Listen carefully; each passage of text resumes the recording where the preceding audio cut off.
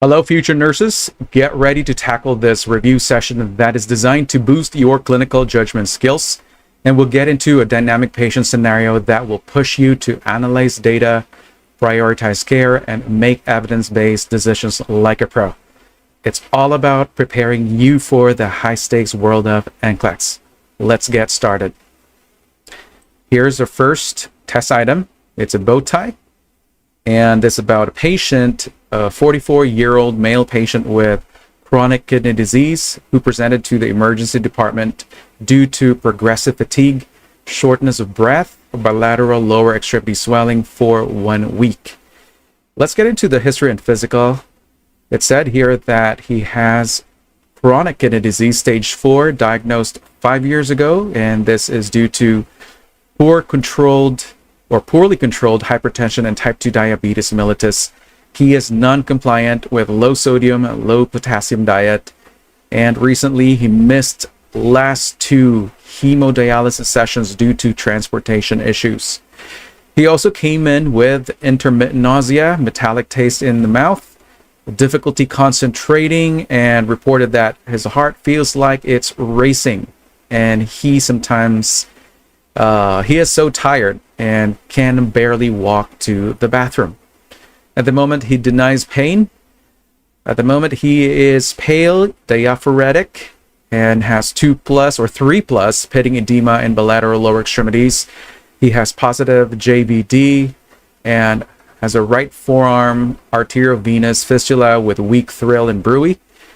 He has crackles in lower lung fields, bilaterally lethargic oriented ×3. He reports difficulty concentrating and has oliguria, roughly about 200 mL per day urine output, and has gained weight of 5 kilos since last hemodialysis, which was 10 days ago. Now, let's look into the emergency department nurse's progress notes. It said here that the patient is lethargic. He reports fatigue, shortness of breath, and leg swelling.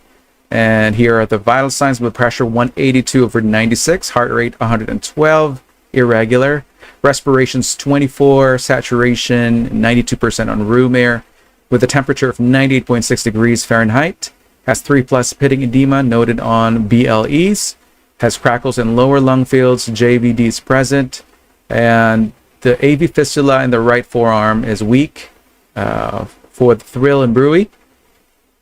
We got there oliguria, roughly 200 mL per day, and 5 kilogram weight gain. And now he has sinus tachycardia in the ECG with peaked T waves, widened QRS, and of course telemetry was initiated, nephrology consulted, and urgent hemodialysis ordered. The O2 is also administered about 2 liters per minute via nasal cannula, and saturation improved to 95%. Positioned in semi-Fowlers to ease breathing, awaiting nephrology for catheter placement. Patient educated on importance of hemodialysis adherence. All right, we got here the healthcare provider orders. It said initiate telemetry monitoring, labs, comprehensive metabolic panel, complete blood count, parathyroid hormone, to do 12-lead ECG, chest X-ray, arrange urgent hemodialysis, furosemide 40 milligrams IV ×1 now, calcium gluconate 1 gram IV over 5 to 10 minutes now, consult nephrology evaluation and management, and place temporary dialysis catheter due to suspected AV fistula dysfunction, and oxygen per protocol.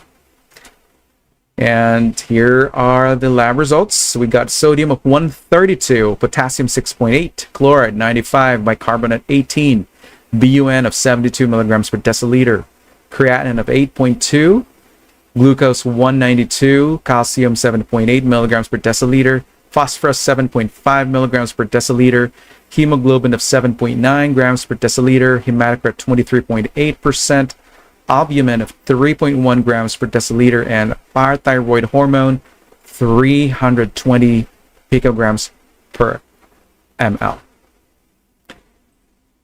So here are the following options for the boxes. For the potential complication, the choices are pulmonary edema, hypoglycemia, muscle paralysis, hypercalcemia, ventricular arrhythmias. We're supposed to drag those choices into the specified boxes for potential complication. Let's do that first thing. So here, you are actually working through this patient with the major electrolyte imbalances, and you got to catch into these potential issues that can arise due to the imbalances. And of course, you already noted the changes and the clinical profile of this patient who missed about 10 days ago. That was the last hemodialysis. And so here you're going to hunt for those signs that something serious is brewing. And in this case, the patient has hyperkalemia.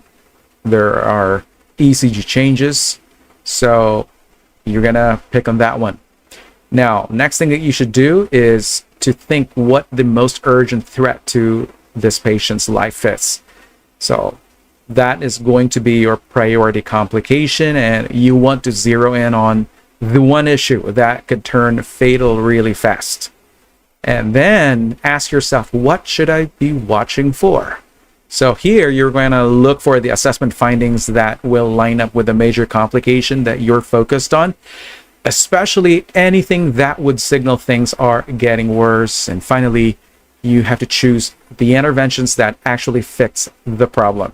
So you got to go with treatments that match the pathophysiology of hyperkalemia and that can address that issue really fast. So do not get distracted by those options that are irrelevant, that can cause delays or can cause reactions or can be dangerous to the patients. Now, let's look into the potential complication. What do you think would be the best fit here? Well, of course, we have ventricular arrhythmias because we already know that the patient has hyperkalemia. This potassium level of 6.8 is way elevated. This can affect the heart cells, the way they're going to send those electrical signals. And this is enough to really throw up the heart's rhythm. So in the ECG, you will often see peaked T waves and widening of the QRS complexes, which tells us that the heart's electrical system is under stress. Now, if this is not treated quickly, the patient can go into ventricular arrhythmias, which are abnormal heartbeats that can lead to VFib. We call that as ventricular fibrillation. It can even lead to asystole. Whenever the patient's potassium goes up higher, then the more issues that can compromise this patient.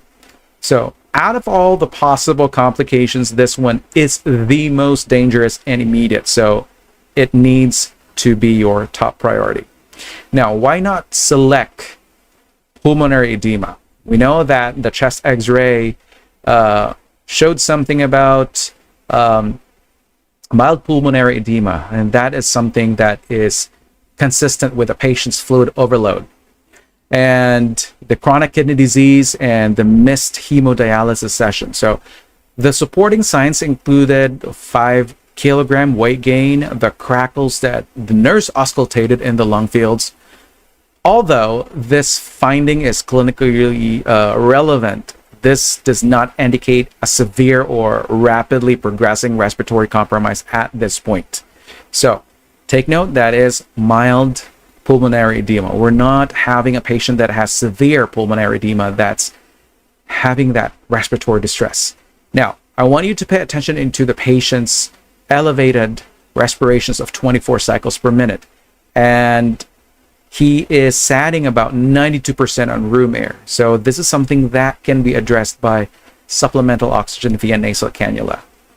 So these values suggest that while the lungs are affected, the gas exchange remains largely intact with minimal oxygen support. And in cases like this, the mild pulmonary edema tends to progress more gradually and is typically addressed over time through the interventions that include the diuretic administration and the hemodialysis that was already ordered.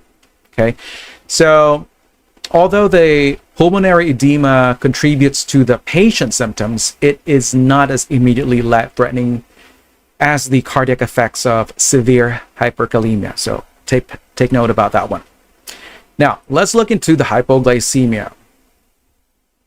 So pay attention to the glucose of 192 milligrams per deciliter. This is elevated. And of course, we're going to remove hypoglycemia because that's exactly the opposite. We are dealing with hyperglycemia, not hypo. Now, let's move on into muscle paralysis. It's because hyperkalemia can lead to muscle weakness, even paralysis, but that usually comes later, and this is less common. And right now, the main complaint is fatigue, and the ECG is already showing a warning sign. So paralysis just is not the main issue here. Now, if you selected hypercalcemia, the laboratory results showed 7.8 milligrams per deciliter. So this one doesn't apply either. So remove this one right away. So pay attention to the laboratory in your patient's medical record. Now, let's look into the assessment findings that you need to monitor. So the options are nausea, chest pain, peaked T waves on ECG, irregular heart rate, hypotension, muscle weakness. The two choices should be peak T waves on ECG. This is one of the classic signs of hyperkalemia in this level of 6.8 milliequivalents per liter, because the hyperkalemia can mess with the heart's rhythm and the way the heart cells handle electricity. And those peak T waves are the early warning signs that the heart is at risk. So you got to watch this closely to help you know how bad the hyperkalemia is and if it's getting better with the treatment. The other one is irregular heart rate, because an irregular heart rhythm is another red flag. This one tells us that the heart's electrical system is becoming unstable. That, plus a high potassium level, it means this patient needs continuous cardiac monitoring to catch those deadly arrhythmias before they get out of control. Now, why are the others not priority, such as muscle weakness? It's true that hyperkalemia can lead to weakness, but in this situation, it's less urgent concern compared to the other two that we already identified. Now, for hypotension, actually, the blood pressure in this patient is quite the exact opposite, because his blood pressure is 182/96. So we're not including hypotension, this one. Okay, now, if you selected chest pain, well, the patient specifically denied chest pain. And with hyperkalemia, it usually does not cause chest pain unless the person is already having a full-blown cardiac event. And it's not a reliable indicator here. If you selected nausea, another incorrect option, well, the patient complained about it, but it's vague.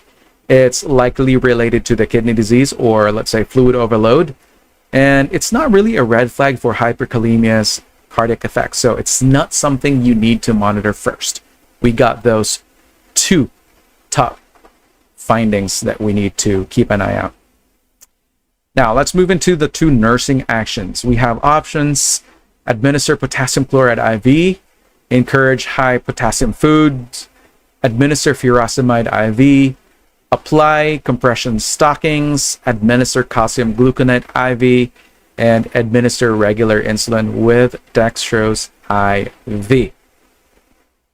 What do you think would be the one that you should check first? Well, that's the administer calcium gluconate. This is your go-to emergency drug for hyperkalemia, especially that the patient is having those ECG changes, because this drug can protect the heart by stabilizing the cardiac cells.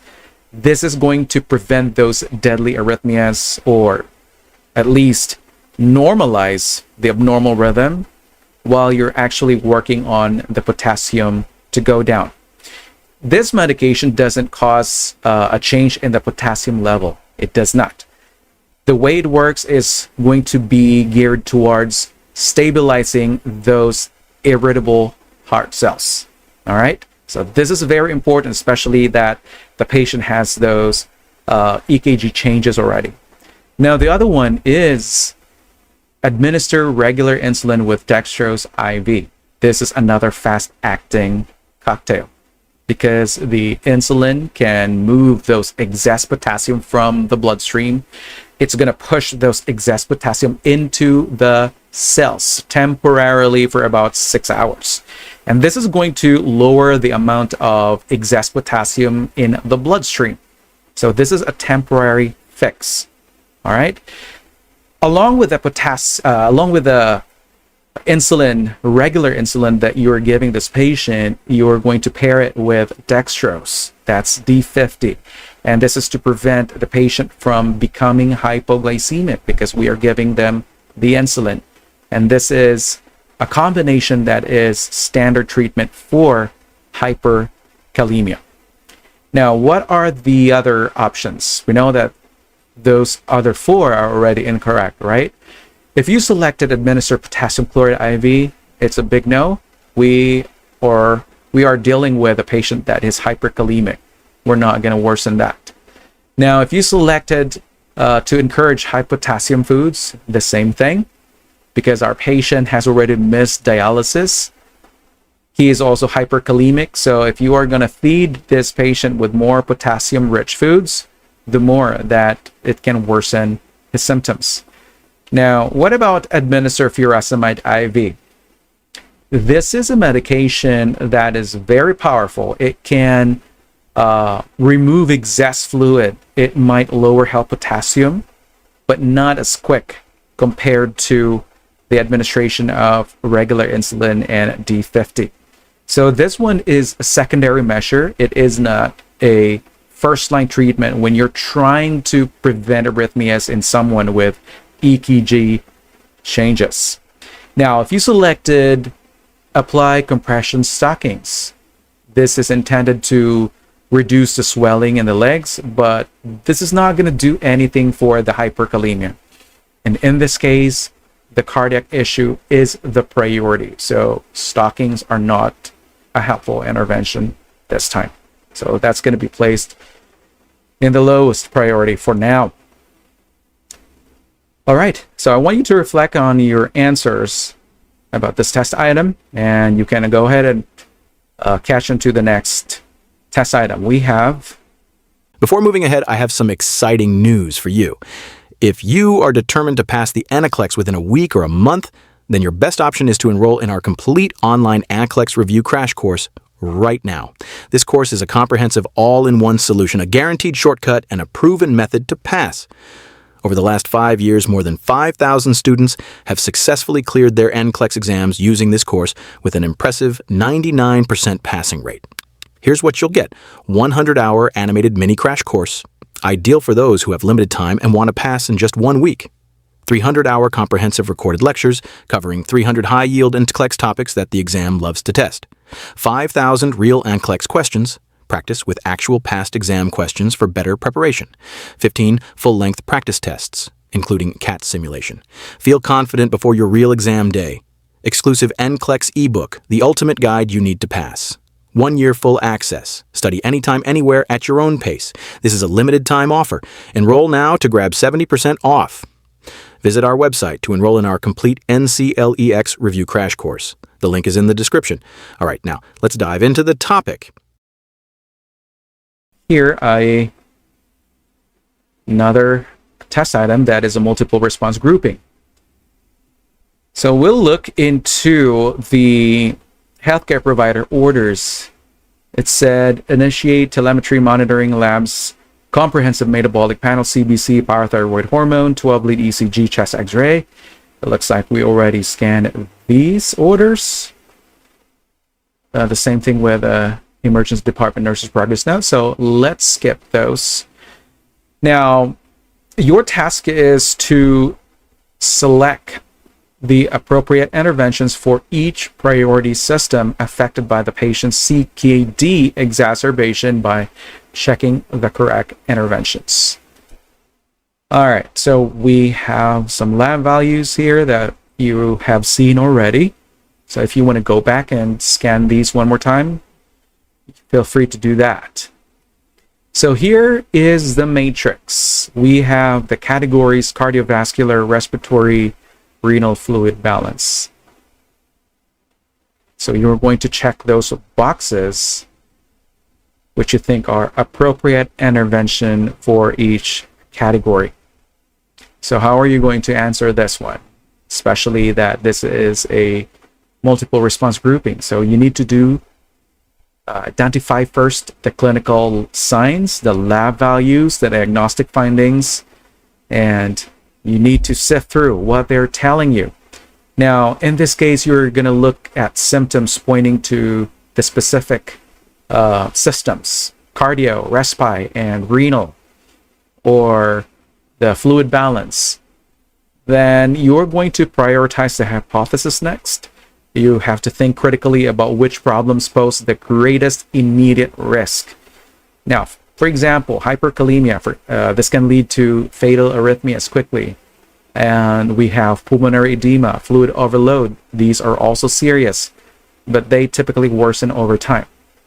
And don't forget about generating those solutions. You got to choose those nursing actions that are supported by clinical evidence, that are safe and will match the current provider orders, and make sure to eliminate those options that do not fit the patient's condition or could make things worse.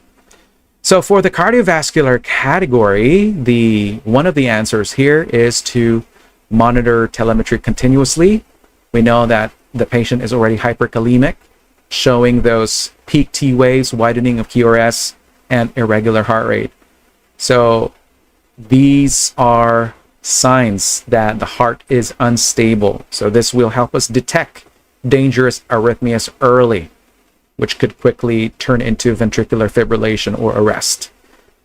The next intervention is administer furosemide. 40 milligrams IV is ordered. We know that the patient has JVD plus 3+ edema on the lower extremities and weight gain of 5 kilograms. Imagine that. So that's equivalent to about 5 liters. So when you're going to administer this loop diuretic, this is going to promote diuresis. It can also lower the blood pressure, and it will reduce cardiovascular strain into the heart. The rest of the options in the cardiovascular category are incorrect. If you selected administer metoprolol 25 milligrams PO as ordered, well, when you go back into the healthcare provider's orders queue, it was not ordered. And when you're slowing the heart rate in someone with hyperkalemia, this can be risky because the rhythm is already unstable. And the tachycardia is likely a compensatory due to fluid overload. It's not really a primary arrhythmia that we are seeing.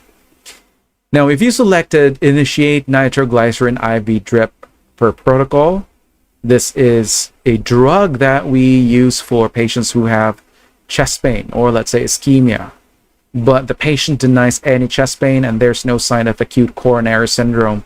And this would not address the main issue here, which is electrolyte imbalance and fluid overload. So eliminate this. Now, if you selected apply cardiac monitor patches without telemetry, well, this is not going to do anything if you're going to implement this one.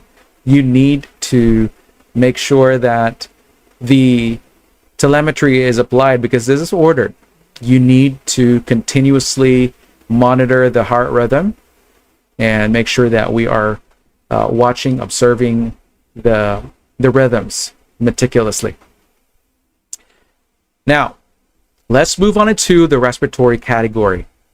One of the answers here is administer oxygen 2 liters per minute via nasal cannula because the patient is already saturating low, 92% on room air. And with the chest X-ray finding of mild pulmonary edema, it's going to really cause that low O2 level. So this is a reasonable intervention to help improve the patient's oxygenation. The other is position in semi-Fowlers. Keeping the head of bed and also the patient's position will reduce pressure on the diaphragm. This can allow better lung expansion, especially helpful in cases of fluid overload and pulmonary congestion. Now, if you selected encourage deep breathing and coughing every 2 hours, generally this is very helpful for lung health, but this is not priority for someone with fluid-related breathing difficulty, and oxygen therapy and positioning will take priority instead of this one. He's already tired. Remember that when he said that in the nurse's notes. Now, if you selected administer albuterol nebulizer as ordered, remember that this drug is used to treat bronchospasms in asthma or COPD. But this patient has no wheezing, there is no sign of bronchoconstriction, and this is not indicated for this case. Now, if you selected place on high flow oxygen at 10 liters per minute, well, the current oxygen saturation is 95% with just 2 liters per minute. And if you're going to bump the FiO2 or the rate of oxygenation, this is unnecessary. This can cause excessive dryness in the upper airway and also can lead to oxygen toxicity. And the patient does not gonna have benefits from excessive oxygenation if there's really no need for that. All right, let's move on into our last category, renal and fluid balance. What do you think would be the answers here? Well, one of those is restrict fluid intake to 1 liter per day, because with advanced CKD, they have low urine output, roughly about 200 mL per day. Fluids can build up so easily. So when you're limiting intake, it's going to help prevent worsening of pulmonary edema and lower extremity edema or even upper extremity edema.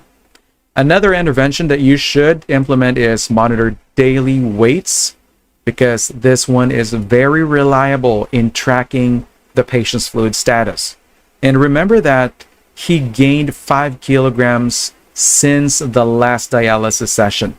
So it's very important that we are going to detect any more accumulation early on. And so we will know if our interventions are even effective. So daily weights, doing it at the same time every day would be so helpful in our treatment plan. Now, what else? If you're going to monitor urine output hourly, even though the patient is oliguric, when we are monitoring that output closely, this can also reveal trends for improvement. Since we are actually giving this patient furosemide, and furosemide IV is a fast-acting loop diuretic. So you're going to keep an eye into the urine output, so we will know for sure if the medication is working or not. And also the patient is getting dialysis, so we are going to carefully assess the kidney function as well. Now, the rest of the options are incorrect. If you selected administer 0.9% normal saline at 100 mL per hour, well, this can actually worsen the problem. There's already fluid overload, and adding more can intensify the patient's pulmonary edema. It can elevate his blood pressure as well. It's a no-no for this. If you selected encourage oral fluid intake to maintain hydration, well, this is going to go against the goal of fluid restriction. And if you are going to increase the fluid intake in someone who's overloaded, this can make respiratory and cardiovascular symptoms even worse. So for this test item, you need to carefully weed out the options. You make sure that you're matching the interventions to the patient's actual clinical needs.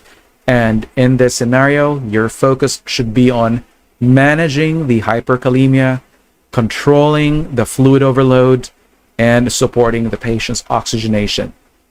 Because all of these will avoid unnecessary harmful treatments. And I want you to stick to what's most urgent and what aligns with the provider's order and what addresses the pathophysiology of chronic kidney disease exacerbation. All right, so looking into perfusion, circulation, oxygenation. These are the big things that you need to deal here. Now, tackling now on test item number 3, we have a drop down in table. Looks like we have an update. In the scenario, it says the healthcare provider admitted the patient with a diagnosis of chronic kidney disease exacerbation with hyperkalemia, fluid overload, and anemia. And there are orders for medications. It said hold lisinopril 20 milligrams daily until potassium is less than 5.5 milliequivalents per liter post hemodialysis, then reassess with nephrology. Insulin glargine 30 units daily, monitor blood glucose every 4 hours during hospitalization. Sevelamer 800 milligrams 3 times daily with meals. Epoetin alpha 50 units per kilo IV during hemodialysis. Repeat furosemide 40 milligrams IV once now if no improvement in respiratory status or urine output after the first dose. All right, and to be admitted to the telemetry unit. So here's the matrix. It says to select the primary purpose and key nursing consideration for each medication in the patient's treatment plan. So we have a list of meds here: insulin glargine, sevelamer, epoetin alpha, and calcium gluconate. So we are going to supplement those boxes or blanks according to the purpose and the key nursing consideration. Here are the options for the primary purposes and key nursing considerations. So the options here are stimulate red blood cell production, stabilize cardiac membranes, control hyperglycemia, bind dietary phosphorus. And for the key nursing considerations, it said monitor blood pressure during administration, assess for hypercalcemia signs, monitor blood glucose every 4 hours, administer with meals. For the insulin glargine, the answer here should be control hyperglycemia. That's quite easy, right? We know that this is a long-acting insulin which can lower the blood sugar levels. We know that the patient has type 2 diabetes, and because the kidneys are not working well, the patient is on stage 4 CKD.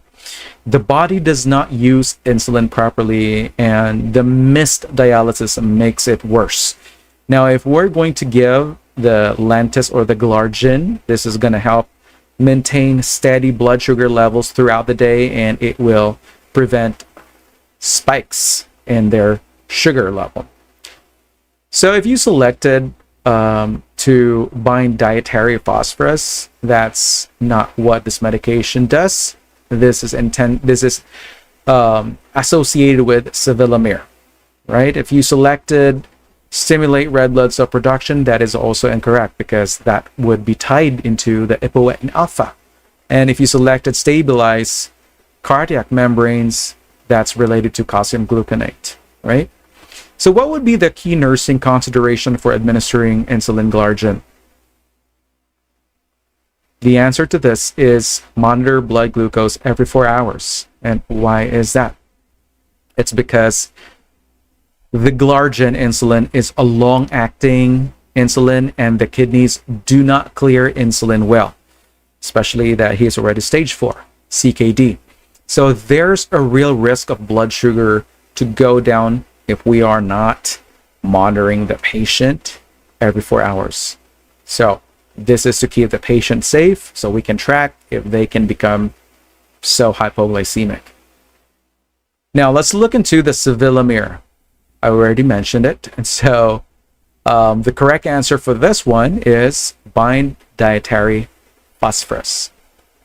This medication is given to patients with kidney disease who cannot get rid of extra phosphorus. This is a phosphate binder. We know that his phosphorus level is 7.5 milligrams per deciliter. That is too high.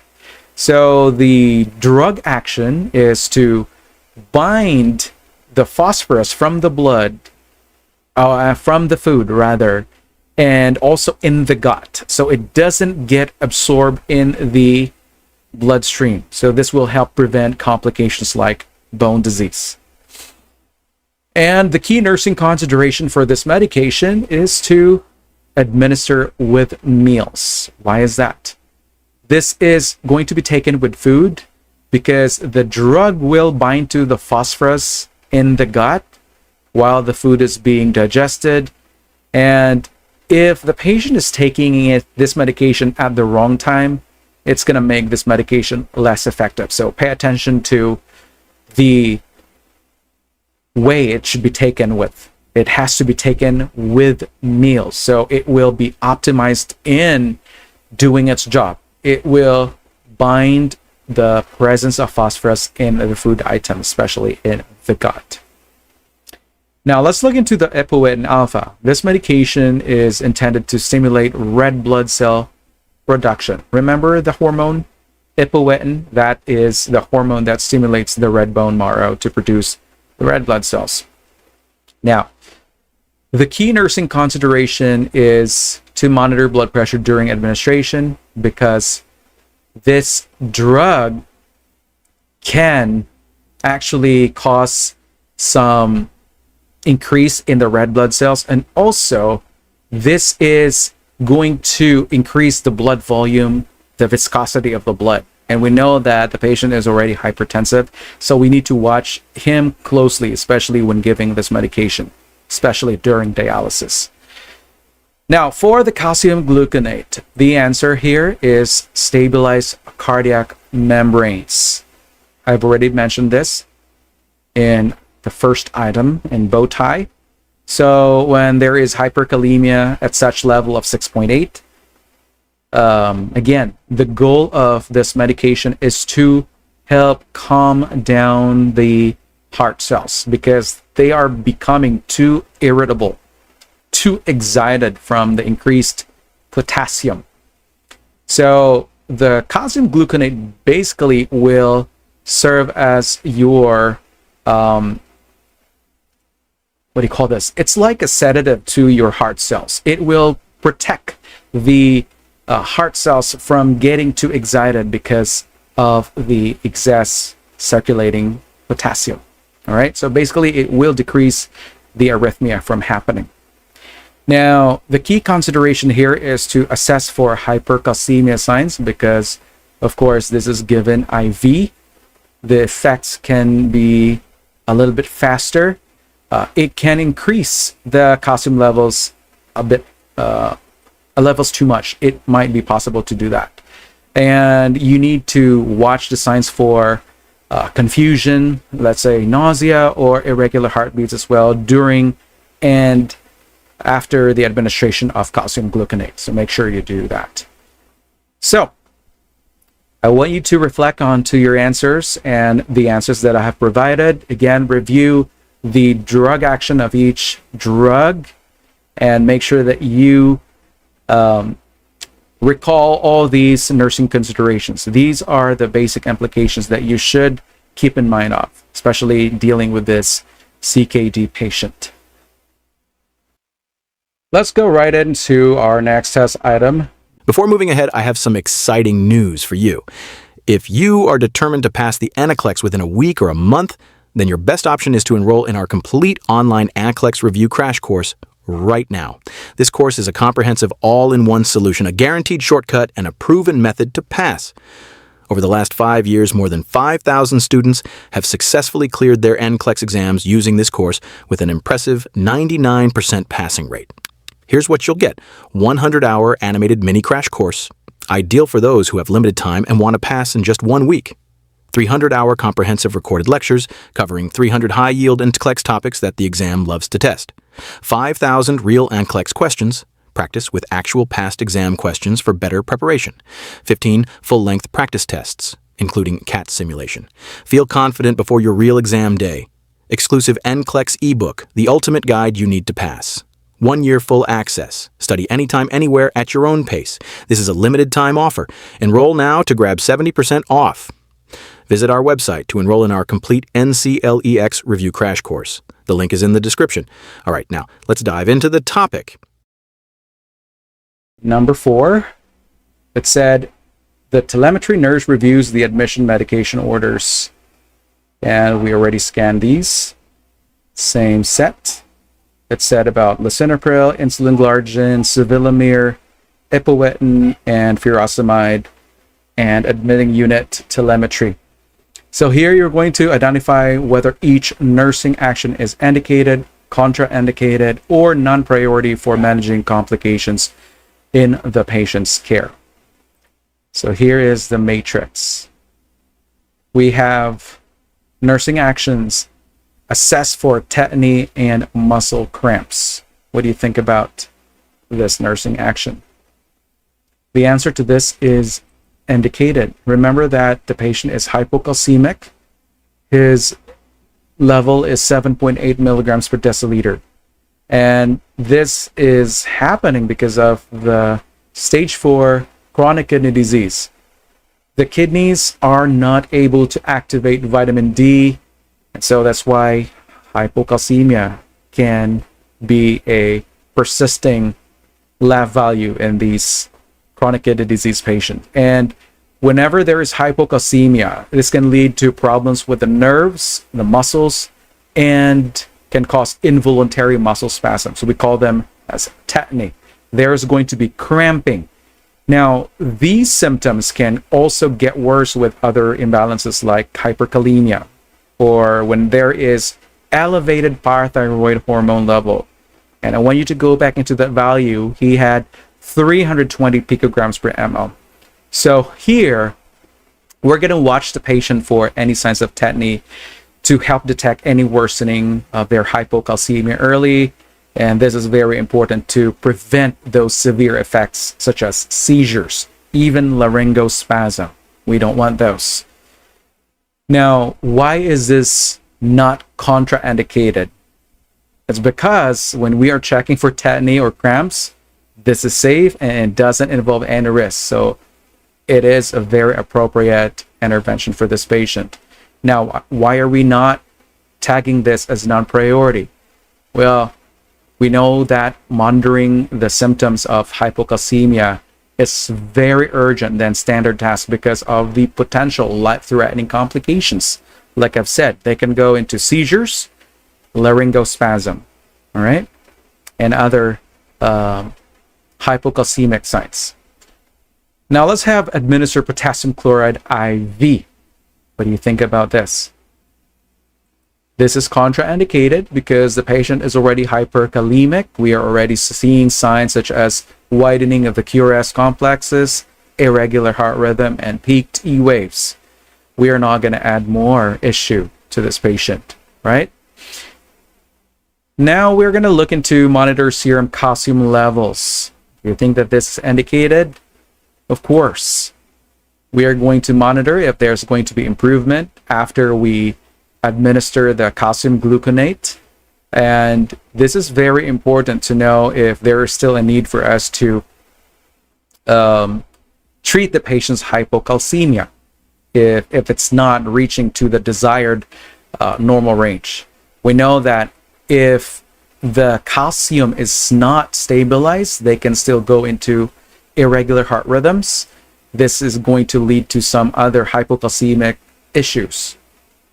Now, remember about the seizures. That's very life-threatening as well. Now, looking into the encourage 2 liters per day fluid intake, what do you think about this? Well, remember that the patient is already overloaded. He has 3+ edema in both lower extremities. He has mild pulmonary edema. There's hypertension due to the fluid volume overload. This is contraindicated, right? We are going to restrict the fluid intake for this patient, not encourage 2-liter intake, all right? Remember that he already missed having dialysis sessions. He had his last session about 10 days ago. So we're not going to allow this 2 liters intake for now. Remember, that's every day. That's quite a lot for this patient. Now, if you selected, if you going to look into educate on a low phosphorus diet, what do you think about this one? Is this indicated, contraindicated, or is this non-priority? Low phosphorus diet. This is indicated because he has hyperphosphatemia, right? It is 7.5 milligrams per deciliter when you go back into the lab values. And especially then the PTH, or the parathyroid hormone, is already elevated at 320 picograms per ml rather. This means that the patient has hyperphosphatemia, which is secondary to hyperparathyroidism, which is very typical in stage 4 chronic kidney disease because the kidneys cannot get rid of the phosphorus very well. So when we are limiting their intake of phosphorus, this is going to even out. It will prevent any more bone and blood vessel problems. Okay, and remember that we are giving this patient that sevelamer, which is the phosphate binder. It will help decrease the skyrocketing value. Now, looking into assess pain level every 8 hours, do you think that this is relevant or indicated, contraindicated, or non-priority? Well, in this case, it is a non-priority because the patient is not reporting any pain. The main problems that we are encountering is about fatigue. There's trouble breathing. There's edema in the lower extremities, edema in the lungs. There's nausea and trouble focusing. And even though the pain assessment is routine, that's part of our nursing care, but there is no indication that pain is a current concern in this case.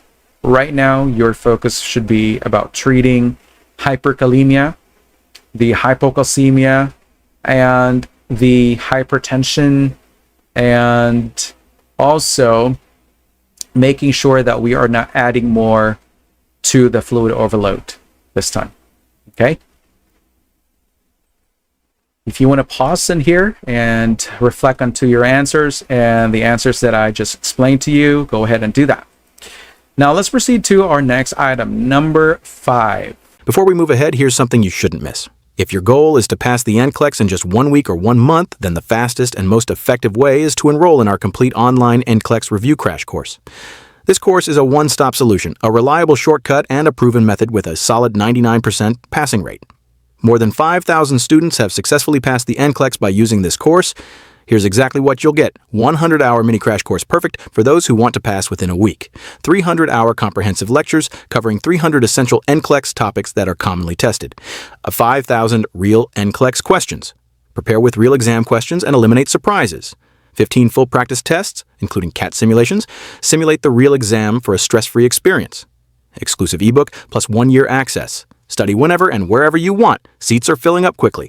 Enroll now to save 70%. Visit our website to enroll in our complete NCLEX review crash course. The link is in the description. Now, let's continue with the topic.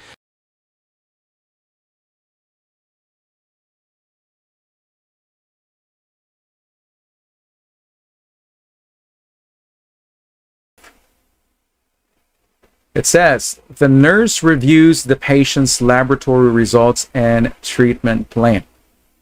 So let's scan on the lab values one more time. We have a sodium of 132, potassium 6.8, chloride of 9.5. We have bicarbonate of 18 milliequivalents per liter, BUN 72 milligrams per deciliter, creatinine 8.2, glucose 192, calcium 7.8, phosphorus 7.5, hemoglobin of 7.9 grams per deciliter, hematocrit 23.8%, albumin 3.1 grams per deciliter, and PTH of 320 picograms per ml. Now here you're going to select the primary reason for each clinical or laboratory finding in the patient's chronic kidney disease exacerbation. So here is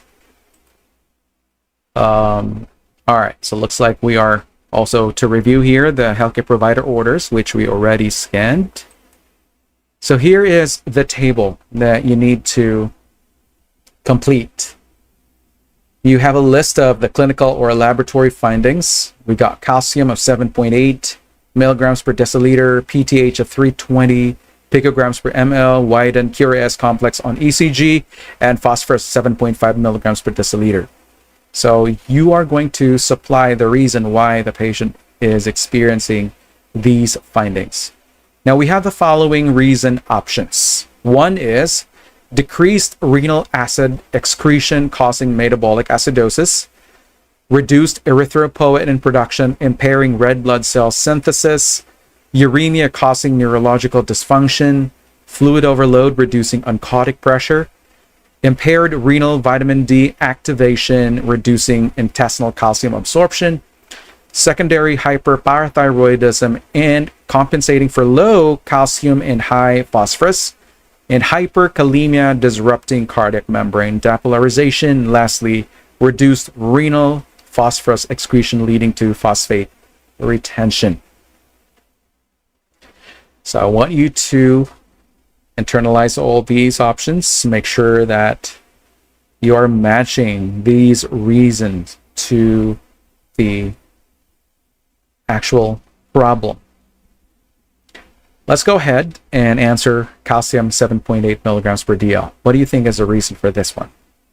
Well, that is going to be impaired renal vitamin D activation reduces intestinal calcium absorption. It's because in stage 4 CKD, the kidneys cannot convert inactive vitamin D into its active form. And remember that active vitamin D is necessary for calcium to be absorbed in the intestines. When that process is being impaired, then the calcium levels in the blood will go down.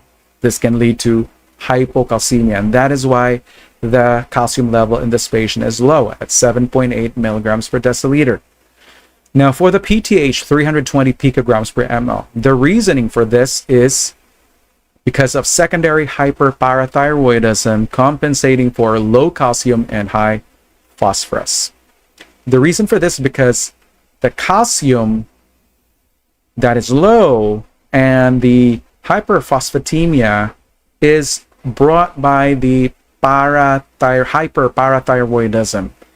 The glands are actually trying to correct the imbalance by releasing more parathyroid hormone, or the PTH. Now, in response to that stimulation, that imbalance can cause overproduction of the PTH, which is what we refer to as secondary hyperparathyroidism. The body does this to increase the calcium by pulling it from the bones. That is why our patient the patient who has CKD will end up with osteoporosis, right? Because they are trying to get calcium sources from the bones to replenish the lost calcium in the bloodstream. Okay. Now let's look into the widening of the QRS complex on ECG. The reasoning for this is hyperkalemia disrupting cardiac membrane depolarization. So remember that in CKD, the kidneys cannot get rid of enough potassium. So the potassium will start building up in the bloodstream.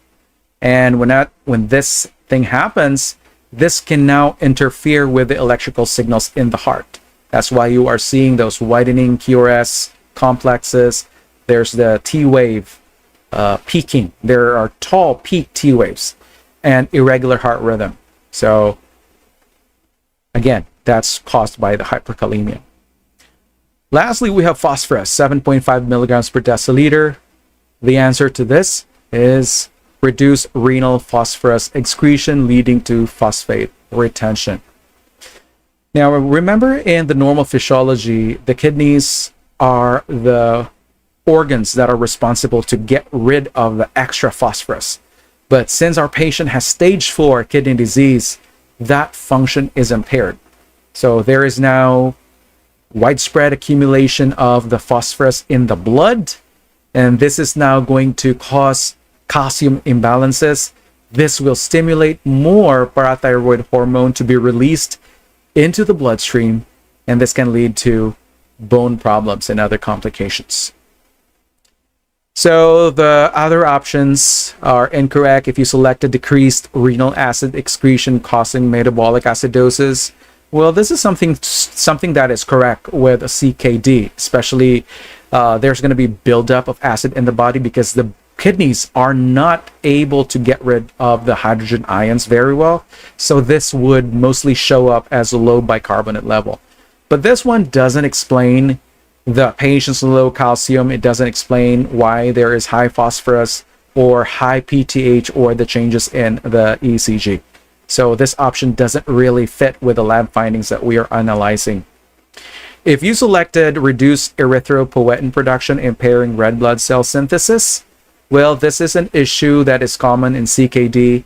It will cause anemia because the kidneys are not making enough erythropoietin, which is intently the hormone that is supposed to simulate red blood cell production. However, this problem would show up in a low hemoglobin or hematocrit, not in calcium, not about imbalances in the phosphorus and the PTH or ECG changes. So this one is not really a direct reasoning. It doesn't even relate. Now, the next one is uremia causing neurological dysfunction. Well, we know that this is pertaining to the buildup of waste products in the blood when the kidney function drops significantly.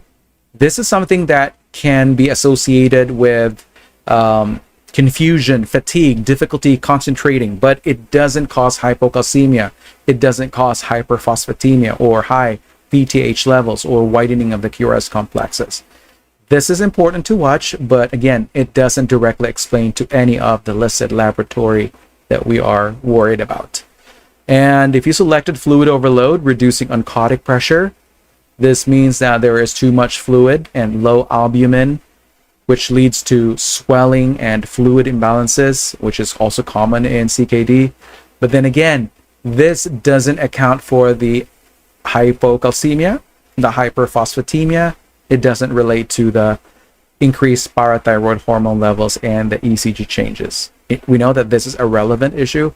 It's just not related to the 4 lab findings that we are talking about. Let's tackle our last test item. Before moving ahead, here's something you need to hear. If you're feeling anxious about passing the NCLEX, especially if you're aiming to do it in 1 week or 1 month, then our complete online NCLEX review crash course is your answer. This is your shortcut to success, a tried and tested course with a 99% passing rate. More than 5,000 students have achieved their NCLEX goals using this course, and now it's your turn. Here's what's included. 100-hour animated mini crash course, perfect for last-minute preparation to pass in just 1 week. 300-hour comprehensive lectures covering 300 high-yield topics that the NCLEX loves to test. 5,000 real NCLEX questions. Train with real exam-style questions and be prepared for anything. 15 full-length practice tests, including CAT simulation. Build your confidence with realistic exam experiences. Exclusive NCLEX ebook and 1-year access. Study whenever you need without restrictions. Don't let this opportunity slip away. Enroll now at 70% off. Visit our website to enroll in our complete NCLEX review crash course. The link is in the description. Now, let's jump into the topic. Feel free to review the lab values if you want to. It said the nurse reviews the patient's laboratory results and treatment plan, and your task is to complete the patient education statement by selecting the correct terms for each blank. We have the same healthcare provider orders, just to give you an idea. So here's the statement. We're talking about patient education statement that's supposed to be conducted by the RN. It said, to manage your CKD, adhere to a blank, blank, and blank diet. Restrict fluid intake to blank. Take blank as prescribed and attend all blank sessions. Report blank immediately as they may indicate complications. So for the blanks, you have the corresponding options. So we have diet options 1, diet options 2, diet options 3. fluid intake, we have medication options, session options, and symptom options. You can pause this video for now, and then you can continue for the rationales. All right, for the first blank, we are going to select the diet in the first box, options 1. So the selections are low carbohydrate diet, low fat, high fiber diet, high protein, low potassium. So I want you to do your elimination process here. Get rid of those diets that are not supposed to be implemented for this patient. Now, what do you think would be appropriate? We are going to make sure that they adhere to this diet, low potassium, because they have hyperkalemia. Again, controlling their intake or regulating their intake of potassium, even after we have already addressed that, is very important, because their kidneys are not able to get rid of extra potassium in their kidneys, right? And for this patient who has EKG changes already, they're prone to developing the arrhythmias. This is textbook hyperkalemia treatment. And to make things worse, their diet is likely contributing to the problem. The patient is non-compliant, right? So it simply means that the patient should avoid taking in potassium-rich foods like bananas, oranges, tomatoes, even potatoes. And this one also supports the emergency interventions like the calcium gluconate, insulin with glutadextrose, and the dialysis. So when we are educating this patient on a low potassium diet, is going to be very essential for them to prevent another life-threatening episode. So you're going to eliminate high protein, because when they have CKD4 or stage 4 CKD, the more protein that they're going to have, the more nitrogen waste will accumulate in their system. They're going to end up with more elevated BUN. The kidneys will not be able to handle excess BUN. And the existing BUN level that they have, which is 72, is already high. So this is just going to worsen things if we are going to increase their protein intake. Now, if we selected high fiber intake, this is not applicable here, but this one is only great for general health. It's not going to deal with the patient's hyperkalemia. It doesn't really help this patient. Low fat diet, this is something that you can implement whenever there is some cardiac issues going on related to hyperlipidemia, but this one is not going to address the hyperkalemia. The patient is already having arrhythmias, right? The low carbohydrate diet can help with their high blood sugar, but then again, it's not going to stop the life-threatening cardiac rhythms. Now let's talk about the second blank. We are going to choose the specific diet in options 2. We have high potassium, low phosphorus, high calcium, high protein, low cholesterol. We are going to select low phosphorus here because the patient has hyperphosphatemia. And again, the kidneys are not able to get rid of those extra phosphorus. And if that phosphorus builds up, the PTH will skyrocket all the more. This is going to worsen the secondary hyperparathyroidism. So that's going to create a whole new set of issues. There's going to be bone demineralization. Patient will be having the osteoporosis. There's going to be calcium phosphorus imbalance and calcification in their blood vessels. So here they need to avoid things like dairy products, nuts that are rich in calcium, processed foods to help reduce the phosphorus level. Plus, your patient is also on the sevelamer, which is the phosphate binder, which is most effective when paired with the dietary changes. So keep in mind. Now, the next is also to select the diet options. For number 3, we have options high phosphorus, low calcium, high sodium, low magnesium, low sodium. What do you think would be the answer here?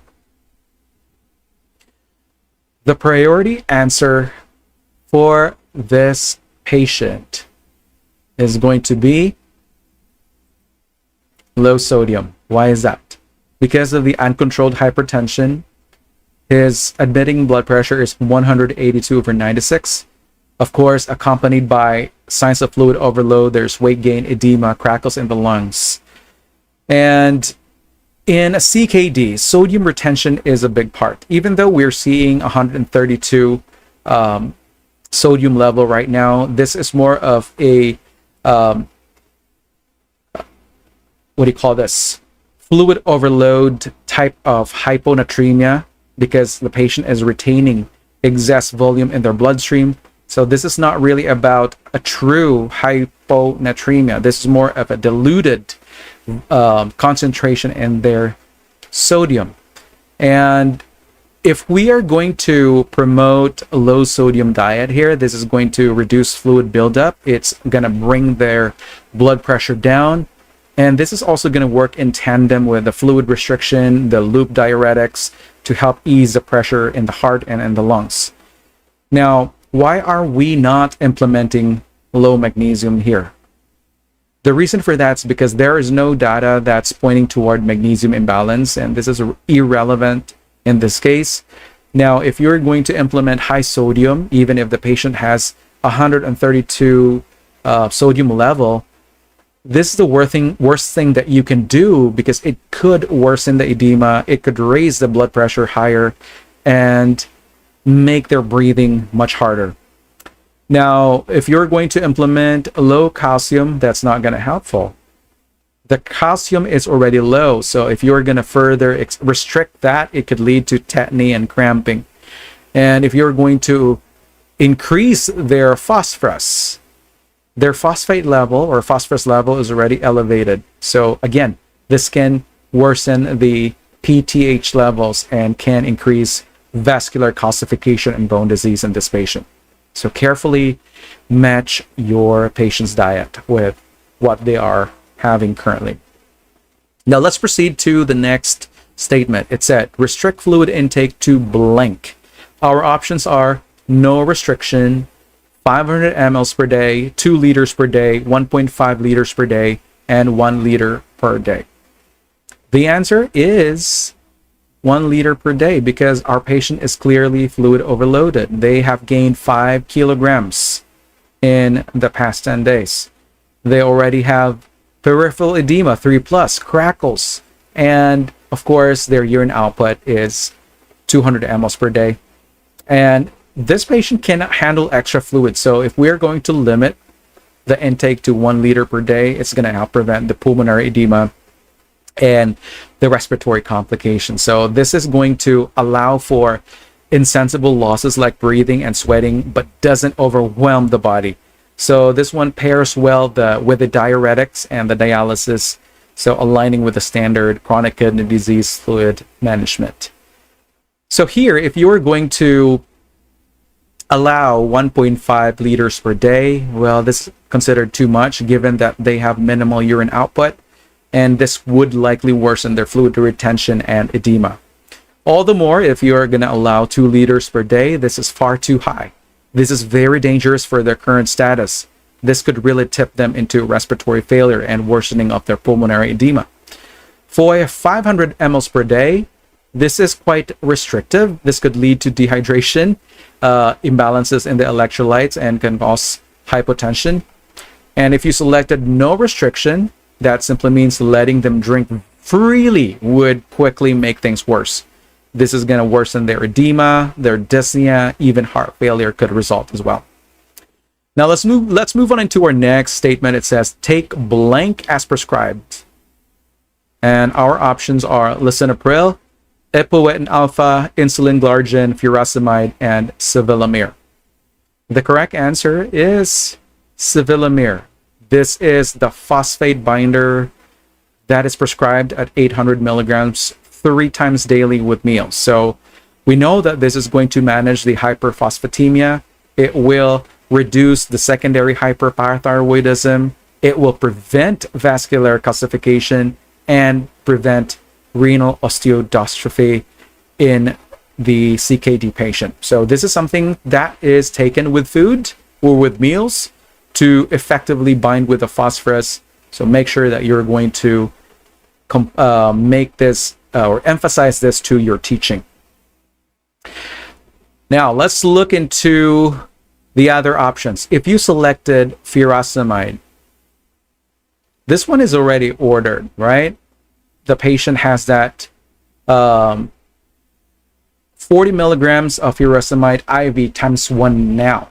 So this is expected to be administered because of the fluid volume overload.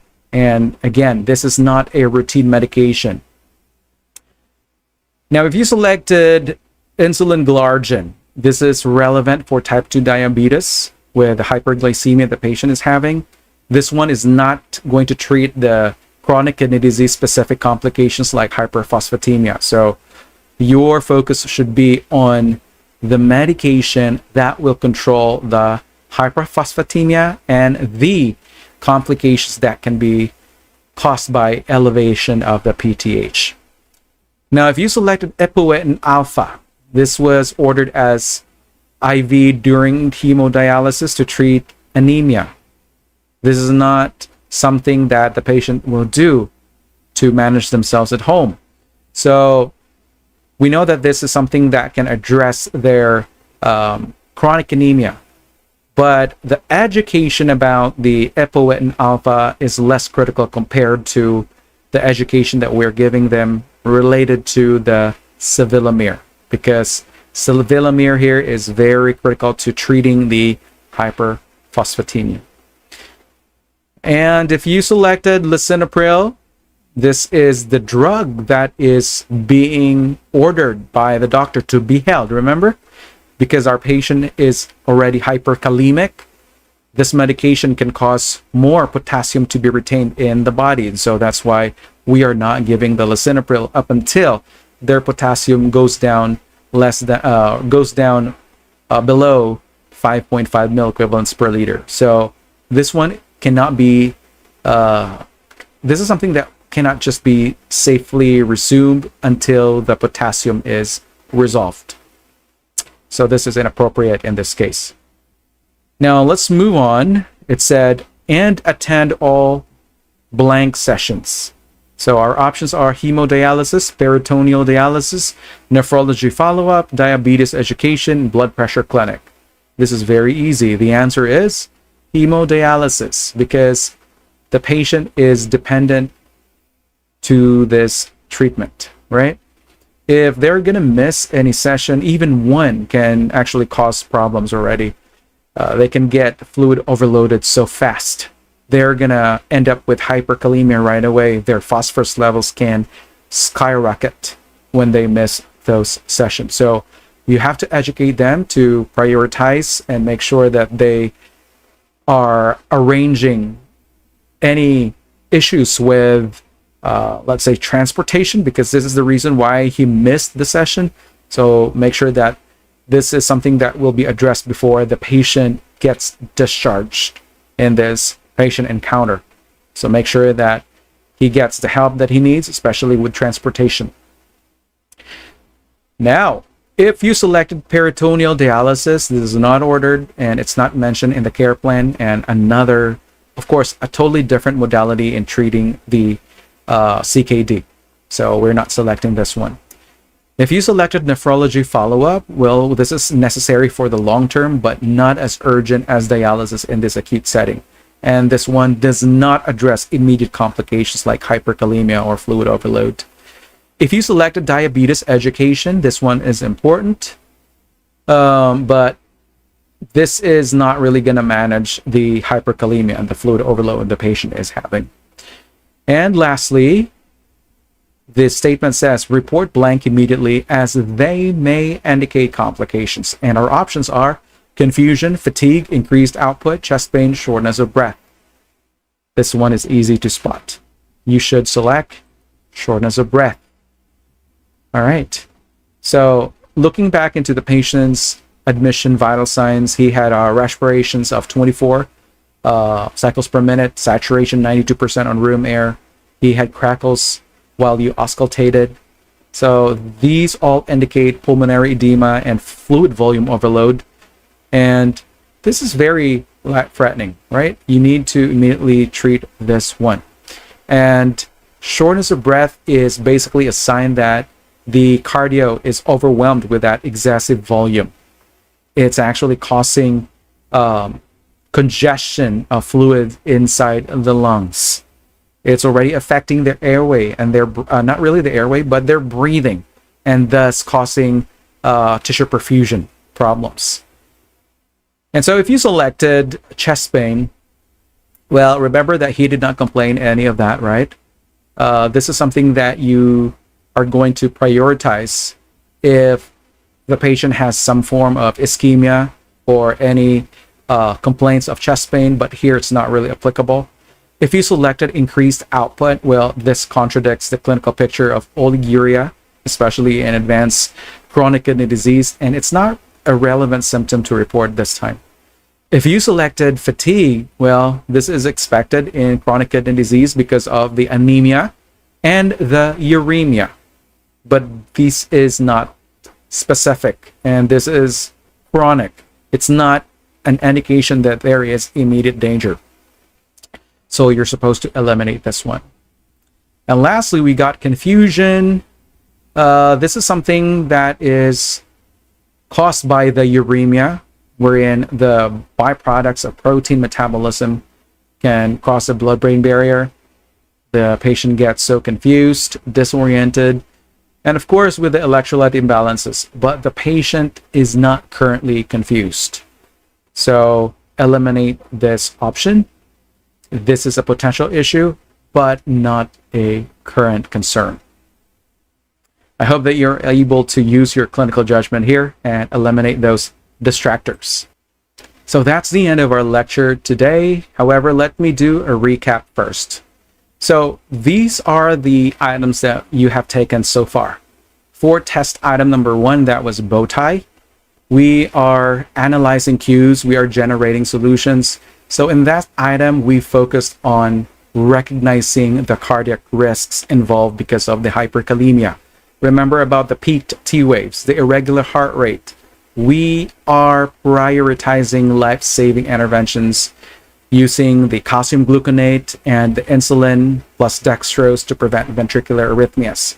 Now, in test item number 2, we had that multiple response grouping. We are generating solutions and prioritizing hypothesis. So here, we mastered system-based care by selecting those targeted interventions, such as using telemetry for cardiovascular risks and the use of oxygen for respiratory distress, while we are avoiding those irrelevant actions like metoprolol in unstable rhythms. In task 3, we dealt with recognizing cues and taking action through that drop down in table.